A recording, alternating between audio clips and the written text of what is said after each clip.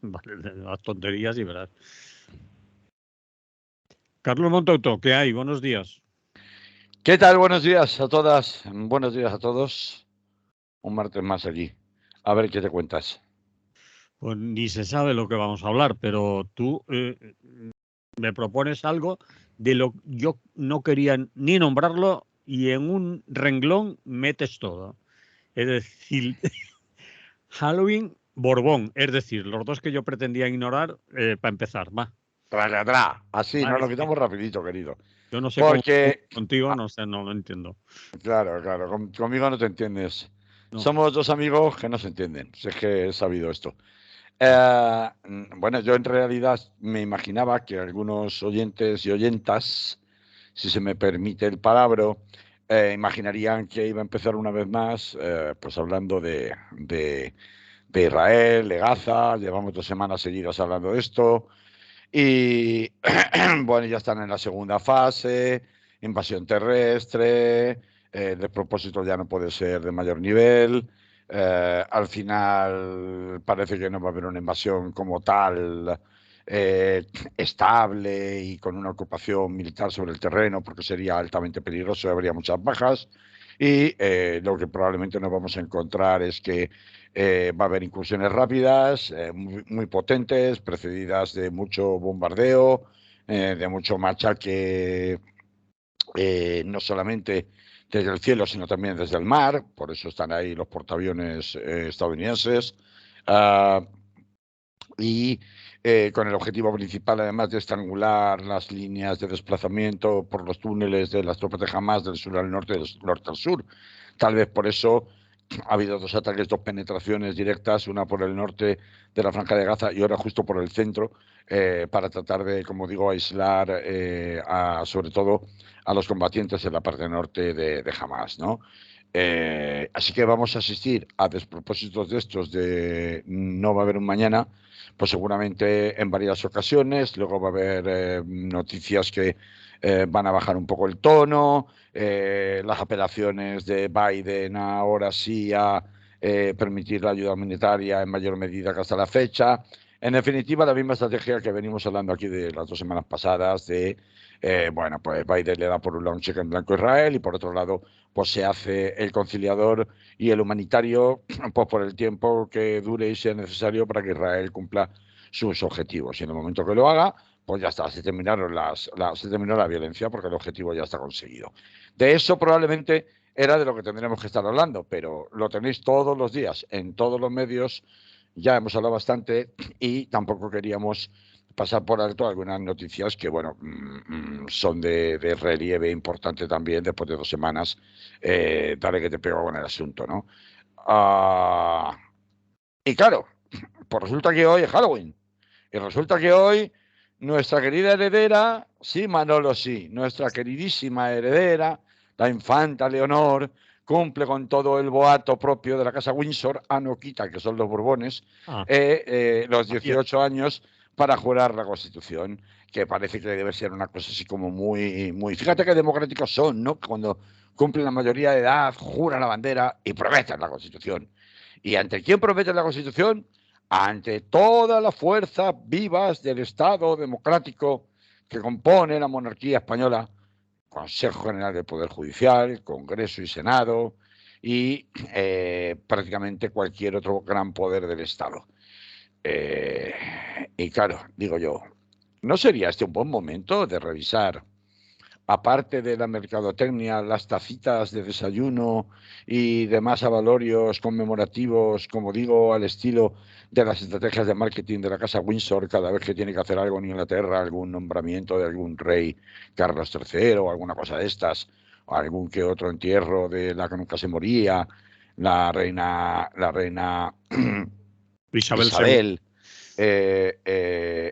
Además de la mercadotecnia, además del marketing puro y duro, oye, fíjate tú qué guapa que es, ¿eh? Qué guapa y qué rubia, con los dientes rubios, los ojos rubios, todo rubio, ¿no?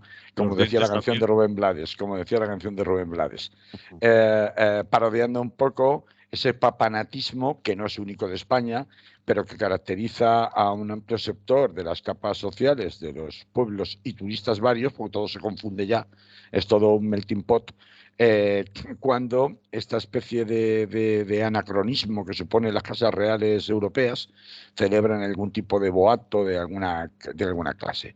Porque es que estamos viendo como en Madrid se repite literalmente el mismo circo de cara a la galería que se repitió recientemente con el nombramiento, con la coronación del rey Carlos III y antes con el entierro de su madre. Así que me he dicho, hombre, unos minutos cabría dedicar a si son los Borbones los reyes de todos los españoles y son los Borbones los como reyes, los guardianes en un Estado organizado monárquicamente de la unidad de España, ¿son realmente los reyes de todos los españoles? Y si lo son, ¿por qué no está el BNG? ¿Por qué no están los nacionalistas vascos? ¿Por qué no están los nacionalistas catalanes? Aquí pasa algo, ¿no? Porque siendo como debieran ser los reyes de todos los españoles, deberían estar representados todos los representantes, valga la redundancia, de todos los españoles. ¿O es que los catalanes, gallegos y vascos no son españoles? Tampoco están los de Compromís. Tampoco están los de Compromís. Su madre envía lo una arregla reducida. lo va a arreglar Yolanda, que ella sí que va a estar. Claro. Bueno, yo supongo que repartirá magdalenas, las de la señora Carmena, que le habrá hecho un pedido especial. Pero bueno, hombre, para salvar los muebles, no vaya a ser que luego Ione Belarra y estos podemitas que mira que dan por saco a la unidad del gobierno más progresista de la historia, pues le anden reclamando cosas del estilo de romper relaciones con Israel, pues entonces manda solamente una pequeña, reducida representación de Sumar, ¿no? Lo que trato de decir, sarcasmo vario, que llevo ya 5 minutos haciendo sarcasmo aparte, es, pero realmente, ¿por qué los Borbones no son los reyes de todos los españoles y son unos reyes impuestos, más allá de que Franco lo dejara todo atado y bien atado con Juan Carlos I de Borbón? Porque es que el desapego de una enorme y considerable proporción de españoles que no se sienten en absoluto representados por los reyes borbones no viene de ahora, no viene ni siquiera de Juan Carlos I, viene de mucho más atrás. Tenemos que recordar que el primer rey Borbón en España fue el rey Felipe V, que declaró la Gran Redada o el progromo de exterminio de los gitanos que vivían en España en el siglo XVII. Tenemos que recordar que, echando la vista atrás, pues hemos tenido reyes sátrapas como Alfonso XII. ¿A dónde vas, Alfonso XII? A darme un garbeo por Madrid, a ver a qué chulapa me ligo. Tenemos que recordar que el rey Alfonso XIII tuvo que salir por piernas, entre otras cosas, después de liar la parda, por ejemplo, en cosas como el desastre anual, o promover, cuando ya las responsabilidades que justamente el Congreso de los Diputados le estaba cada vez acercando más en aquel desastre anual en Alhucemas, en la guerra del Rif en 1921, supuso, precisamente para evitar esas responsabilidades políticas, la disolución de las Cortes y la llegada de la dictadura populista de Primo de Rivera, que a su vez generó o promulgó una amnistía. Hombre, fíjate tú, si los reyes también han hecho amnistías, ¿qué cosas? Luego vamos a hablar de eso. Entonces, pues hay que recordar que el general Primo de Rivera amnistió al general Berenguer y amnistió al general Silvestre, que fueron los máximos responsables de ese desastre de anual y de la derrota histórica contra las tropas del RIF del Ejército Regular Español, ¿no? Y que esto se hizo como consecuencia de la conveniencia política de evitar y de agradecer, de hecho, por parte de Alfonso XIII, pues que hubiera habido unas cabezas de turco que hubieran pasado por prisión para justamente impedir que el señor Z de los perdón, del desastre de Anual, pues fuera descubierto. Como ves, la sorna no puede abandonarnos, porque es que históricamente la única forma que el pueblo español ha tenido de combatir esta maldición que hemos tenido con los Borbones ha sido la sorna y el cachondeo y el desapego y el descreimiento. Si acaso el único rey del que se guarda un recuerdo Borbón, del que se guarda un recuerdo, bueno, más o menos, sería Carlos III, el llamado alcalde de Madrid, más que nada por la promoción de los grandes edificios públicos bueno, pues que dan la configuración esa especial palaciega al estilo Versalles, ¿no? Al estilo francés, de grandiosidad, de grandeur, ¿no? A la capital de España y poco más. Por tanto, ¿qué tenemos que agradecer como pueblo español a los Borbones? Absolutamente nada. Pero si no había que agradecer históricamente mucho o nada a los Borbones, que han sido básicamente unos parásitos, es decir, no han tenido una intervención nunca decidida desde el punto de vista político, y cuando lo han tenido, en el caso de Alfonso XIII, resulta que era un pendenciero, es decir, era un tipo que animaba a cometer, en particular al ejército y a la policía, con un malentendido concepto de la valentía y de la varonilidad y de la masculinidad, arengaba precisamente a cometer actos suicidas o actos kamikazes o actos nada meditados. Es decir, que poco, poco provecho hemos tenido de semejante personaje. Pero más allá de de Alfonso XIII, realmente el resto, sobre todo en tiempos modernos, no han sido más que unos parásitos, porque la legitimación que ya en el periodo democrático se ha tratado de dar a la corona de los Borbones en España ha sido precisamente no solamente la de figura de consenso, sino constructor o arquitecto de la diplomacia internacional española. Y claro, todos sabemos esos eufemismos en qué han acabado. Pues en unas cuentas en Suiza y en otros lugares de un monarca, el rey Juan Carlos I, que bajo la excusa de ser el gran arquitecto de la diplomacia española, de los negocios de las grandes empresas españolas a nivel internacional, etcétera, etcétera, lo que era básicamente era un gran comisionista justamente de otras monarquías tan corruptas como la suya, como pudieran ser, por supuesto, las monarquías del Golfo, ¿no?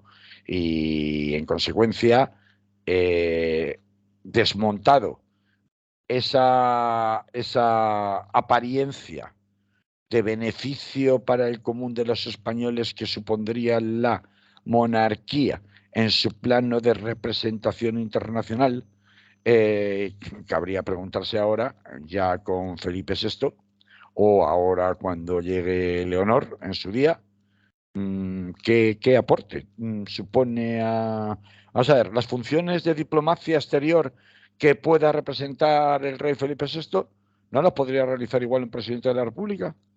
¿Qué valor añadido le da el hecho de que sea un rey en vez de un presidente de la República? No, contéstate tú mismo, yo no. Ninguno, ¿no? Parece, ¿no?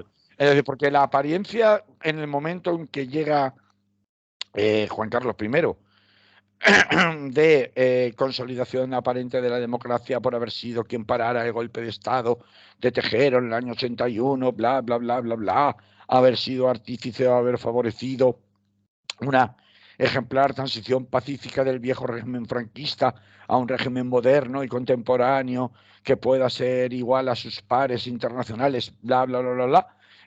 Bueno, pues pudo haber funcionado, si quieres, desde luego siempre en torno al pacto de silencio que en la prensa española existía sobre la corona, y podemos remontarnos a 1982.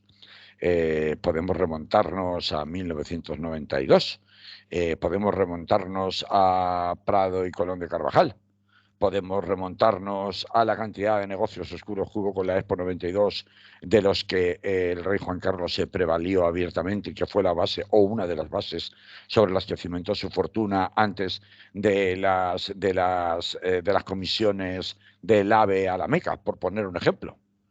Ahora ya en tiempos del siglo XXI con los monarcas saudíes.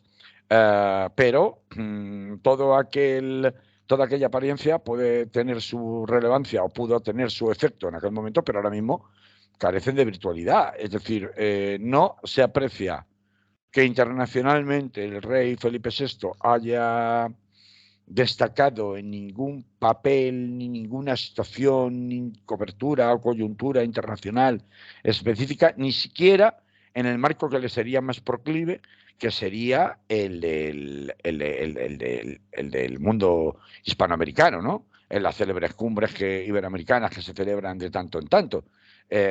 Hasta la fecha no hemos visto que haya tenido o se le haya reconocido una intercesión directa por llegar, por ejemplo, pues yo qué sé, a un acuerdo de paz en alguna clase de negociación política en algún país latinoamericano, o que haya contribuido de una manera sensible o decisiva a alguna clase de acuerdo beneficioso para España a nivel internacional.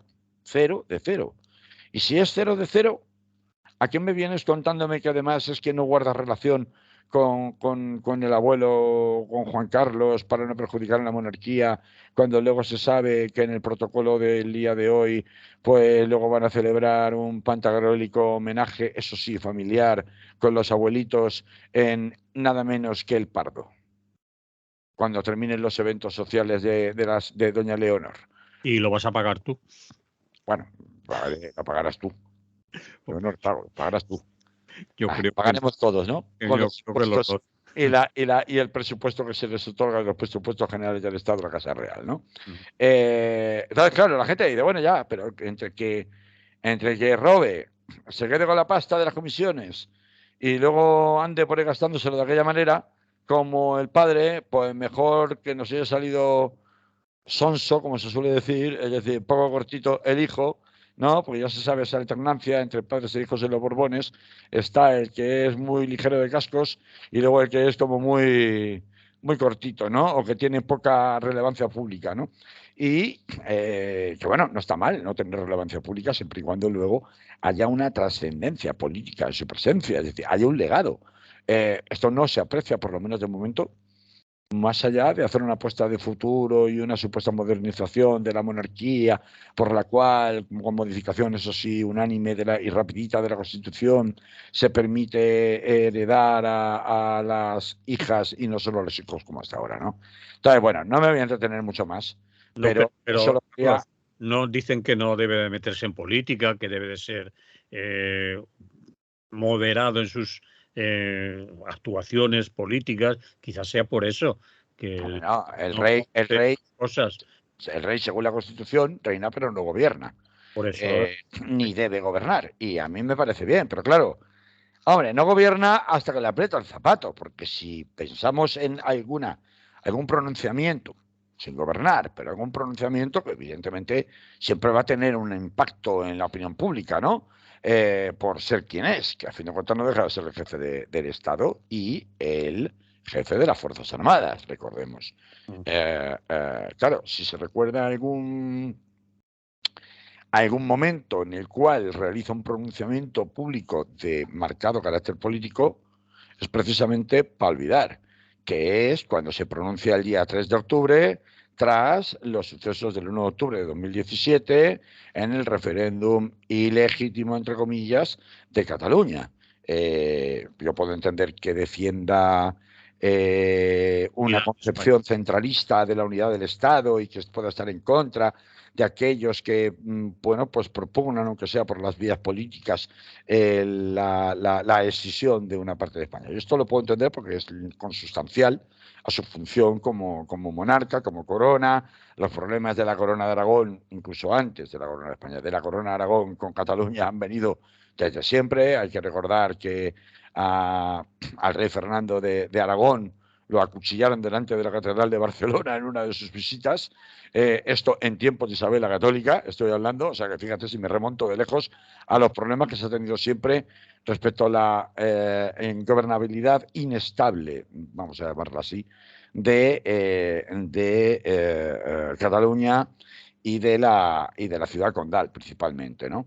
Pero una cosa muy distinta es que si pretendes ser un rey democrático, una vez más tomes partido por un solo bando y todos a una fuente ovejuna, a por ello Soe, no digas esta boca es mía, de todas las víctimas, de todas las personas que fueron maltratadas, golpeadas, etcétera, etcétera. Esto es algo que no se va a olvidar.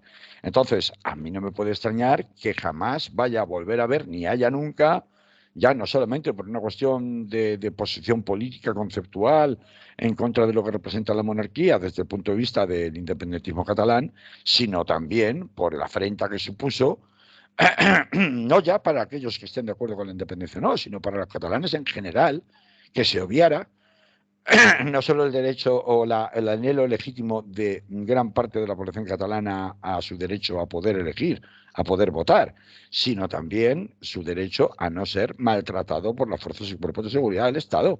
Entonces, con 900 y pico heridos.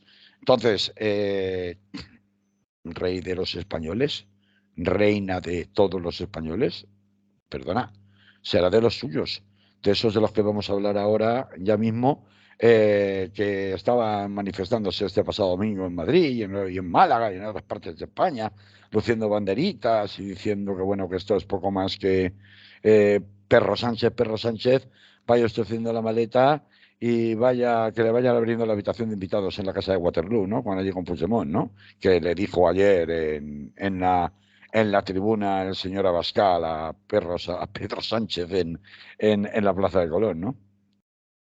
Bien, entonces lo dejamos aquí ya. Sobre la monarquía sí, porque yo creo que no hace falta mencionar nada más.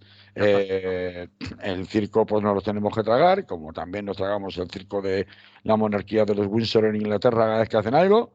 Y ya está, y a otra cosa mariposa, pero vamos, que no nos engañen, de reyes de todos los españoles, vamos, ni de lejos, ni nunca lo han sido, ni nunca lo serán, y menos los Borbones.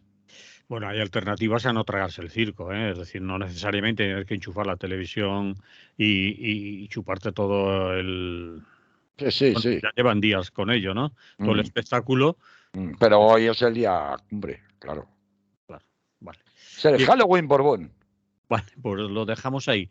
Vamos con otra historia que nos propone. Si no quieres amnistía, toma 2 tazas.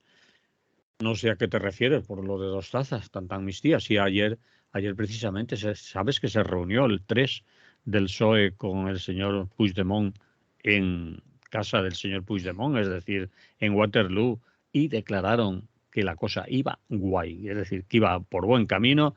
Está chupado, está chupado. Bueno, vamos a la amnistía.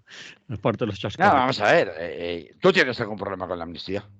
A Yo ver. no, a Si mí me hay parece, alguna. a Si mí al me parece- final hacen una maniobra que por arte de birlibirlo que convence, pasa de o convierte el amnistía de entrada no en amnistía, por supuesto, sí, por supuesto. sí. Nótese la coña material, estoy sarcástico. Debe ser que como es día de Halloween, estoy bromista. Truco o trato. A ver, eso. Es decir, el amnistía de entrada no al amnistía sí, por supuesto. ¿A ti te suena de algo?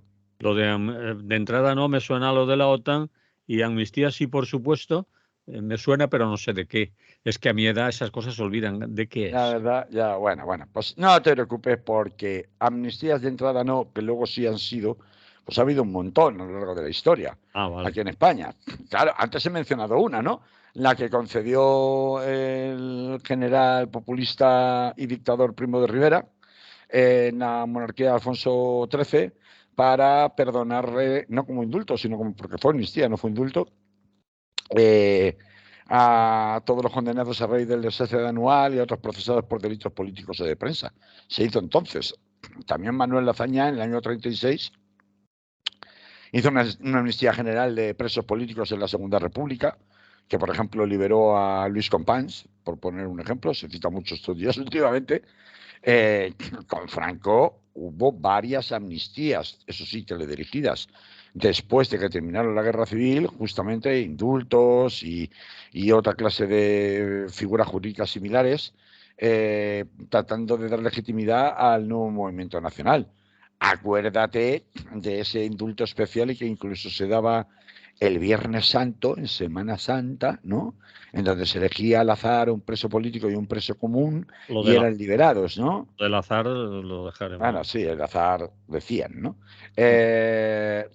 Claro, luego pues no hace falta que mencione la amnistía del año 77, porque la hemos tratado aquí innumerables veces en relación sobre todo a la memoria democrática, ¿no?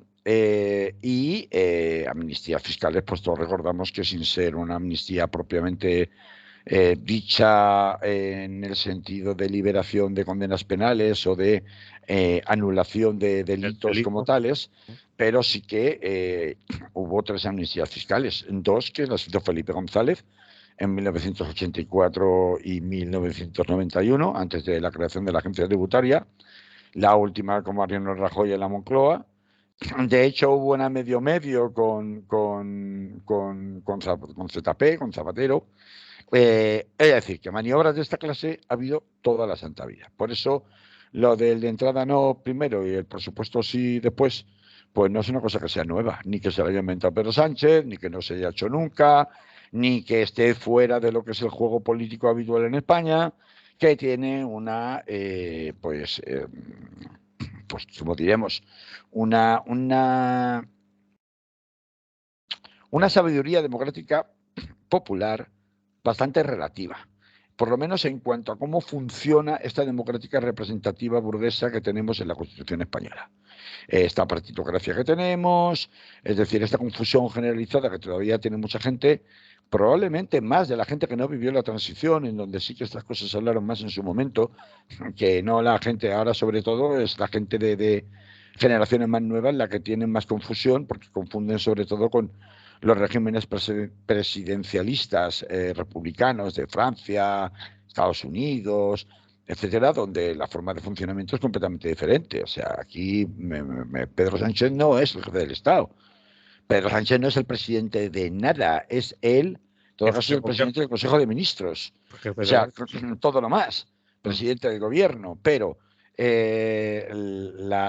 que significa el carácter representativo de los diputados en España parece que no lo tenemos claro cuando se dice, oiga, pero es que una cosa así la tienen que votar todos los españoles. Pero ¿cuándo se ha votado? Pero vamos a ver.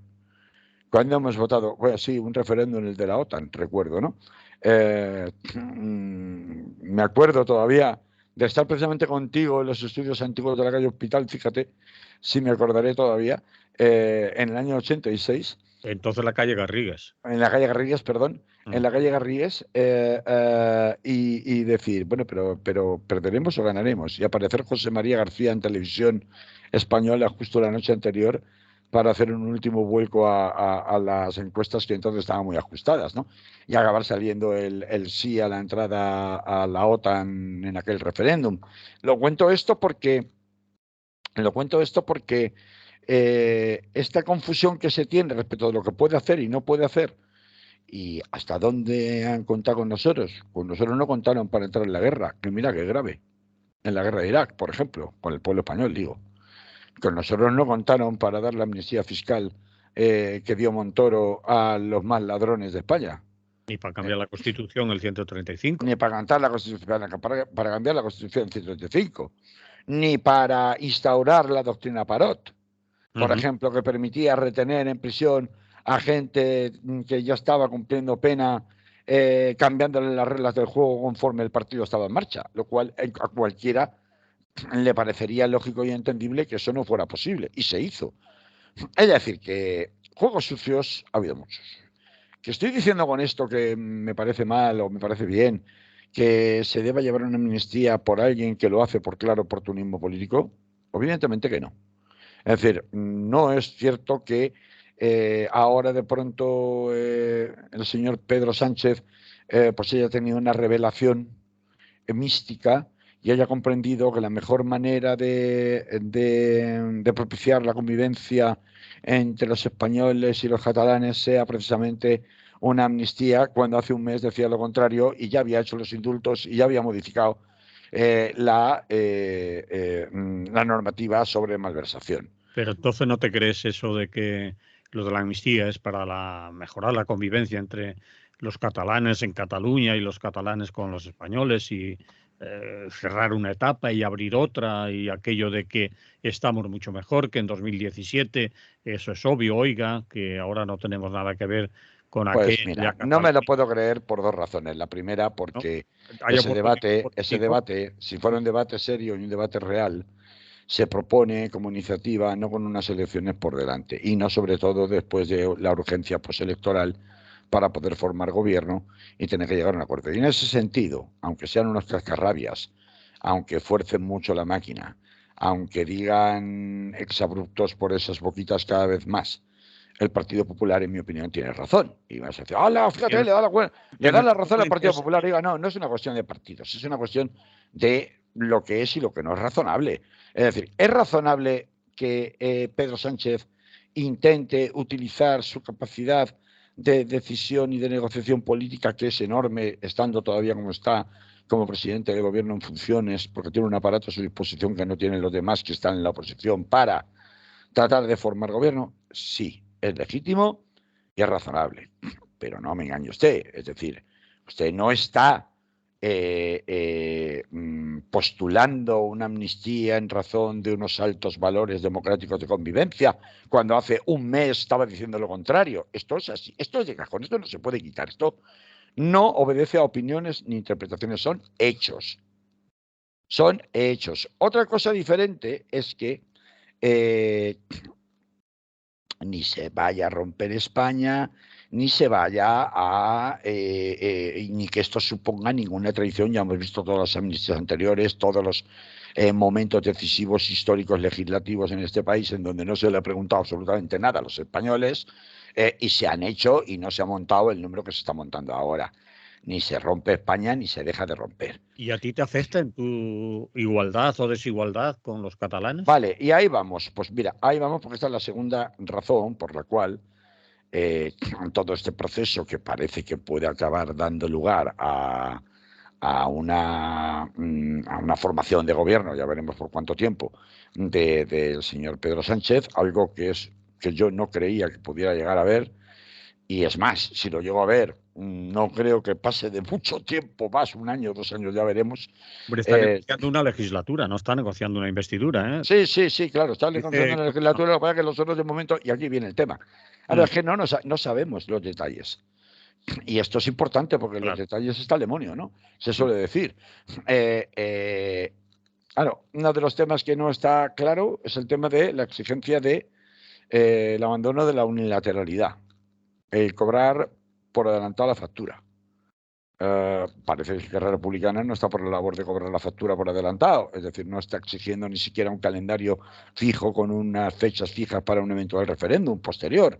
Lo Pero, único que han dicho en Esquerra Republicana, has dicho que se hable y que se empiece a hablar de el derecho a autodeterminación, que se hable, no ha dicho nada más. nada diferente que lo que tenían con la mesa de diálogo hasta la Bueno, fecha, con lo cual Esquerra Republicana no es el actor decisorio aquí. De nuevo, el actor decisorio aquí es Puigdemont. Y ese actor decisorio, no quiero personificar tanto, pero la realidad es que es así.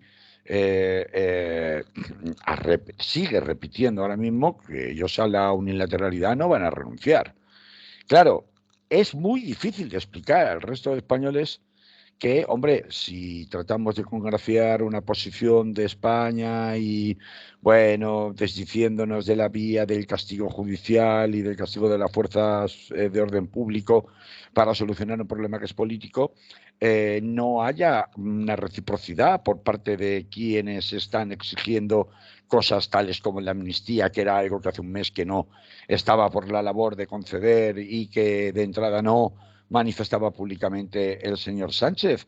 Es difícil de explicar. Yo no digo que no quepa el intercambio de cromos y que dentro de una negociación pues haya posiciones de la otra parte que le parezcan irrenunciables y pues, al final sea la otra contraparte la que decida, bueno, pues mira, vale, para ti la perra gorda, quédate con esa. Dentro de cualquier negociación es legítimo los acuerdos que las partes quieran alcanzar, pero digo que es difícil de hacer entender, inclusive para los propios simpatizantes socialistas, que han sido convocados para una supuesta consulta sin conocer los detalles de la propuesta de la futura ley de amnistía, como se la quiera llamar, a quién va a afectar, a quién deja fuera, a quién deja dentro. Recordemos que la ley de amnistía del año 77 no fue una ley de amnistía completa. Recordemos que los presos políticos, y ahí tenemos la película Modelo 77 para recordárnoslo, quedaron fuera de la ley de la ley de amnistía, perdón, los presos políticos, los presos comunes quedaron fuera de la ley de amnistía del año 77 y se quedaron condenados y siguieron cumpliendo pena, y hubo un intento en el año 79 de ampliar la ley de amnistía a los presos comunes, y finalmente fue el propio Congreso de los Diputados quien derrotó la propuesta del propio gobierno y no salió adelante en el año 79. Luego, que se puede pactar una amnistía en términos incluso en donde se aceptara por parte de quienes pretenden formar gobierno de España que no se renuncie por sus contrapartes a la vía de la unilateralidad. Por poderse hacer, se puede aprobar de todo. Otra cosa es que sea constitucional o no. Bueno, eso ya lo decidirá el Tribunal Constitucional. Pero hacerse puede. Pero cuestión muy distinta es que se pueda explicar y se pueda comprender y se pueda compartir, no ya por el resto de la ciudadanía española, sino también incluso por sus propios correligionarios del Partido Socialista. Desde ese punto de vista... ¿Tú estás dando por supuesto que eso va a estar escrito en un acuerdo? No, no estará escrito, No, pero sí si va acompañado. Pero si va acompañado, Manolo, pero no hace falta que esté escrito. Vamos a ver, en el acuerdo, yo no sé qué acuerdo van a firmar. Estamos hablando de supuestos, ¿eh? No, no estoy hablando de supuestos. Y las declaraciones que oímos de los políticos, de Puigdemont y de los suyos, no vamos a renunciar a la unilateralidad, eso es para consumo de la parroquia. Bueno, puede ser para consumo de la parroquia o no. Pero si no está escrito, no está pero por escrito, seguro que no lo ponen. ¿Por qué? Pues porque dudo mucho que a decir que no renuncio a la unilateralidad y que ya se proclamó el 1 de octubre, aunque fueran unos segundos, la República, y aquellas votaciones para mí son válidas. Bueno, pues muy bien. Vamos a ver. Hasta que te canses, pero eso no. Aquí hay una cuestión que es el negro sobre blanco, es decir, la tinta sobre el papel, ¿verdad? En la tinta sobre el papel es muy probable que no se mencione la unilateralidad ni en un sentido ni en otro, porque si no, no podría llegar a un acuerdo, pero es evidente que luego hay otro discurso que es el discurso del relato. El relato se gana no necesariamente con lo que esté escrito, sino con aquellas declaraciones que acompañan a lo que se firma. Y las declaraciones que acompañan a lo que se firma son relevantes cuando se trata precisamente de un tema que abre muchas heridas, incluso dentro del propio Partido Socialista. Esta es la realidad. Y no me estoy refiriendo a las momias de Felipe González y compañía, ni siquiera al señor Paje. Me estoy refiriendo incluso a una parte de los votantes y de la militancia del Partido Socialista, que recordemos que se fueron a votar al Partido Popular en las municipales y autonómicas, que perdió 600.000 votos el Partido Socialista, aunque luego recuperó 400.000 en las elecciones presidenciales de julio, legislativas de julio, recuperó 400.000 ante el lobo feroz que viene del gobierno con Vox, después de ver lo que Vox había empezado a hacer y anunciar en los gobiernos municipales y autonómicos en los que participaba. Entonces, que existe una cierta volatilidad de votantes socialistas, evidentemente, y que en ese sector es donde está la urgencia de la conquista del relato por parte sobre todo de Feijóo, evidentemente, y de ahí las apelaciones y la gira, aunque sea en mi propio coche, me recorreré España, de casa del partido, pues bueno, el equivalente que está haciendo al estilo pepero Feijóo con distintas concentraciones. Creo que la próxima es en Valencia, me parece que es el fin de semana que viene o no sé cuándo es, pero es dentro de poco. Sí.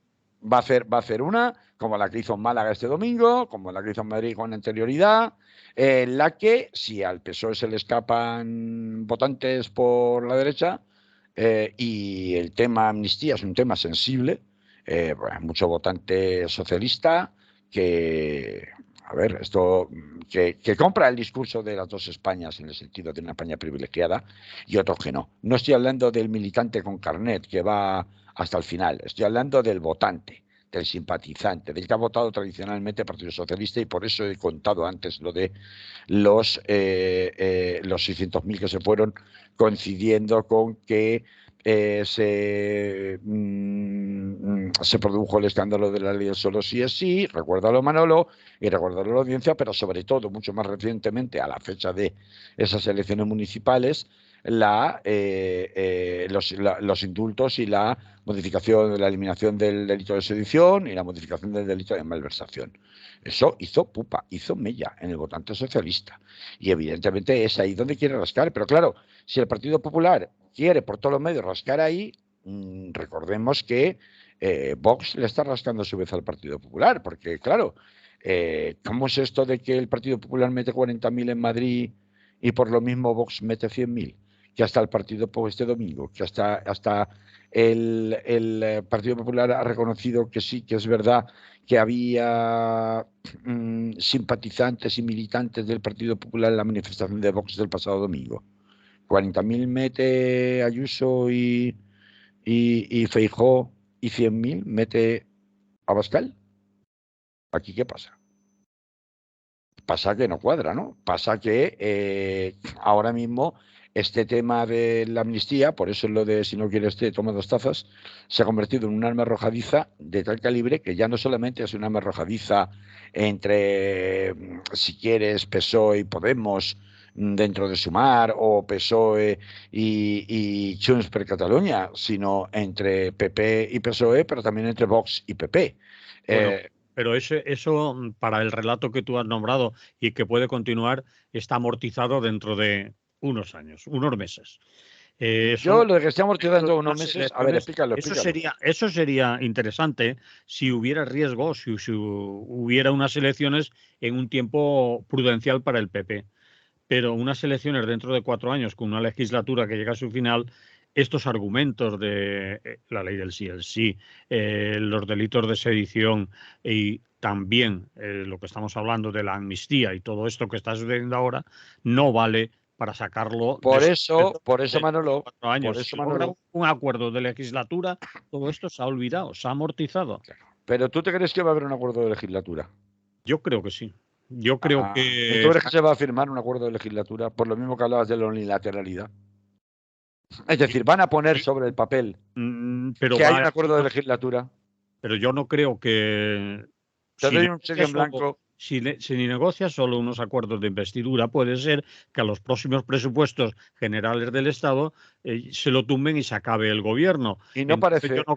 yo no creo desde mi punto de vista, por lo que sé y puedo intuir, que Sánchez sea tan torpe de conformarse con una investidura y no asegurarse un gobierno, porque caería la primera, porque obviamente hay diferencias en en lo económico sobre todo, con PNV y sobre todo con Junts, que son derechona, y ahí Y habrá acuerdos en los presupuestos que tienen que estar atados, más que la espuma que todos vemos de la amnistía, bla, bla, bla, para aquí, para allá, habrá unos acuerdos mucho más importantes e interesantes para todos ellos que tienen que ver con las cuestiones económicas. Sobre todo, y Esquerra lo está haciendo valer y lo está sacando ya la transferencia de cercanías, de rodalías en Cataluña y la amnistía fiscal, digamos, que no es así, sino tabla rasa con lo que se debe en Cataluña.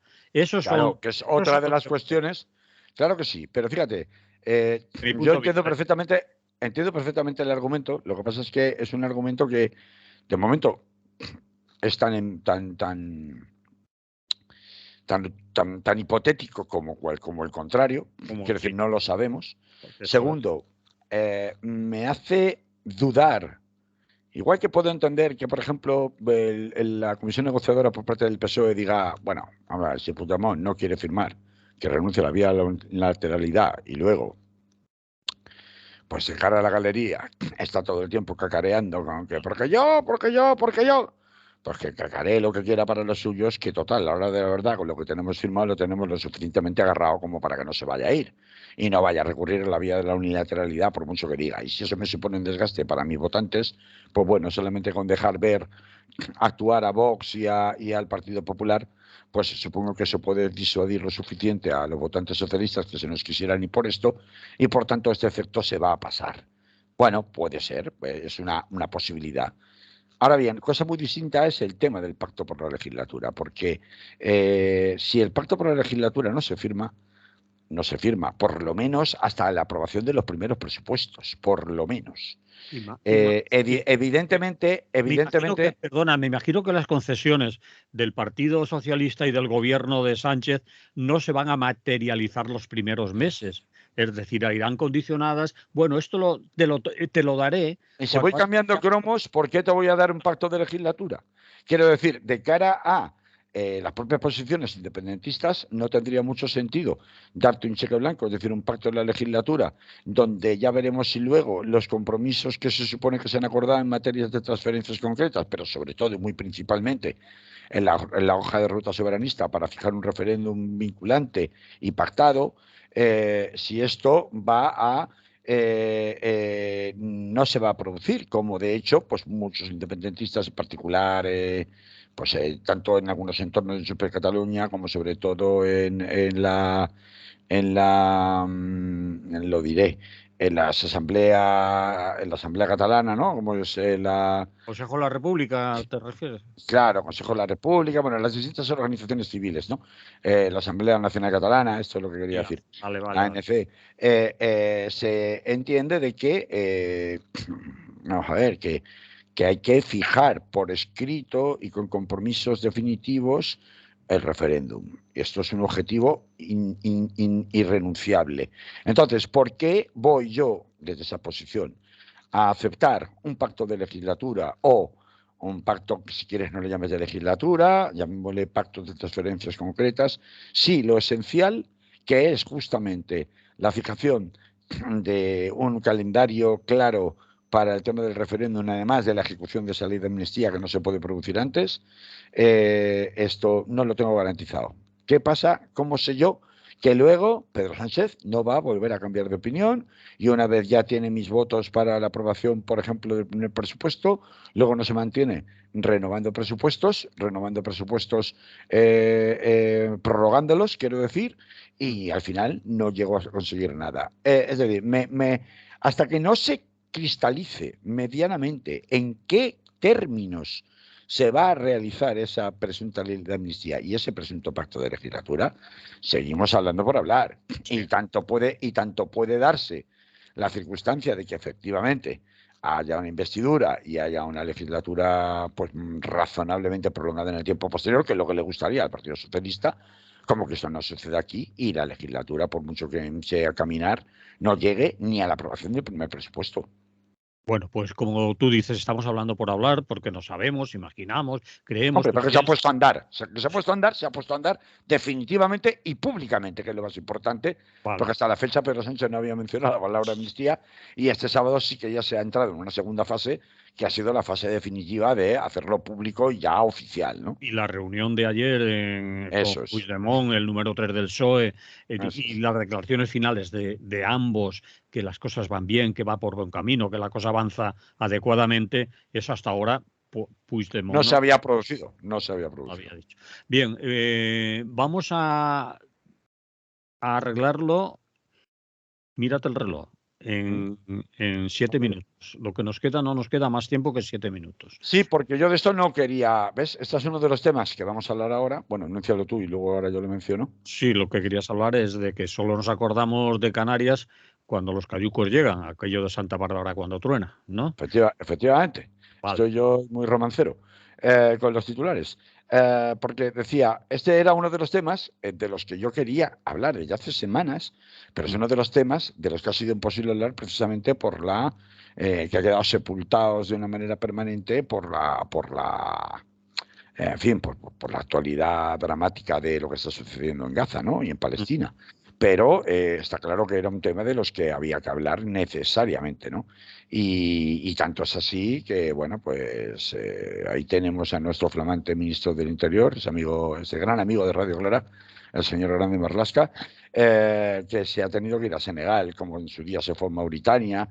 Es la tercera vez que se va a Senegal para tratar de parar en las 13.000 personas en un mes que han llegado procedentes de aquel país africano a las distintas Islas Canarias. Primero con la Isla de Hierro, que coincidió prácticamente a la vez que en fin, que el desarrollo, el inicio del conflicto, del nuevo conflicto entre Israel y Gaza.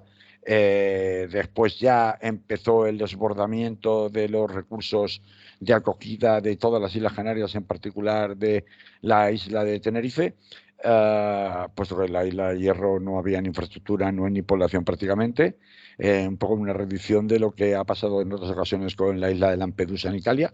Y por último, las imágenes o las estampas absolutamente brutales de la playa de los Cristianos, que para que no haya estado en Tenerife Sur, pues es un poco uno de los grandes centros turísticos del sur, de las grandes playas y de todo el turismo particularmente británico y también español de la isla de Tenerife, ¿no? Y que pues es justamente al puerto de los Cristianos a donde se está llevando están llegando la mayoría de los cayugos de las embarcaciones rescatadas por parte de la Guardia Civil o de los servicios de salvamento marítimo en Canarias, ¿no? Fíjate, Manolo, que esta es la mayor crisis de los cayucos desde el año 2006, cuando llegaron a las costas canarias 32.000 inmigrantes, pero es que llevamos en un mes 13.000 ya. Solo en un mes llevamos 13.000. Ese tipo de desbordamiento, cuando se produce, realmente genera una situación de crisis humanitaria con todas las de la ley, que provoca además efectos espejo en otras partes del territorio. Y recordemos que era otra de las cosas que quería no dejar pasar en estas últimas semanas, las alarmas intencionadas que se estaban dando particularmente por distintos responsables de Vox en otros territorios de esta piel de toro, con el tema de la acogida y de la distribución en distintas comunidades de las personas llegadas a las costas canarias en estos días y que habían sido remitidas y distribuidas por el Ministerio del Interior en situación de libertad, aunque no documentados, que dices, a ver, esto es un desideratum. Es decir, mire usted, si usted a mí, porque ya no me puede retener más tiempo,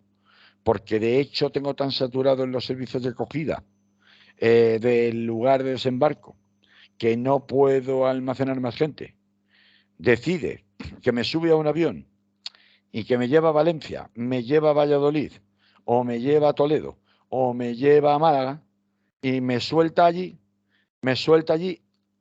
a la intemperie, sin dinero, sin documentación, y a mi suerte, ¿qué soy?